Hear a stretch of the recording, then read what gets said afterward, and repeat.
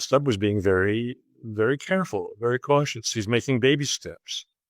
And if what he said wasn't entirely consistent, this has to be considered, that he can't go too far out of line with his peers. But we will see more of this as the war grinds on, and as the Russians come closer to taking the whole of Donetsk, for example, which is they're doing very nicely right now. I think the opinions will change within Europe. There'll be some surprises which countries come out first in an olive branch, but there will have to be a split in Europe. The logic, to my understanding, the logic suggests that, and it's not because the Russians are forcing it; it's because these countries are chafing under the direction given by Germany and by France and by the UK.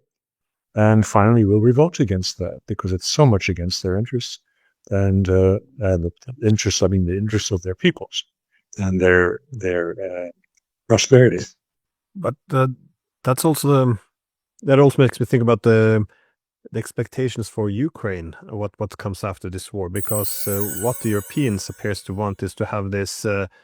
Hundreds of thousands of Ukrainians prepared to die for Europe, essentially, to be as their active frontline if they have to have a conflict with Russia. But the Ukrainians, obviously, they hope that it would be the Europeans who would come to the aid of Ukraine, not the other way around. Of course, if there would be a military bloc, they wouldn't be mutually exclusive, but then the West, of course, would be pulled into a war, which the Europeans wouldn't do without America. So I guess my point is there's been more voices coming out of Ukraine that what happens after this war, because the Europeans seem to be signaling a lot that we need to keep the war going a bit, so to protect Europe from Russian aggression. So people like Yulia Tymoshenko has made a point that, we just pretty much meat for the Europeans. They just want to throw Ukrainians at Russia to buy time for Europe. So in other words, they're kind of understanding that Europe is there not to protect Ukraine, but to use Ukrainians to protect Europe, essentially. So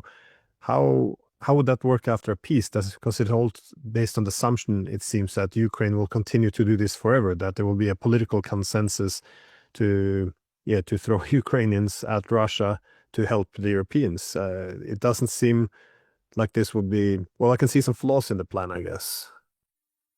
Well, in the musical world, going back 20 years, there was a trend particularly strong in the United States called minimalism.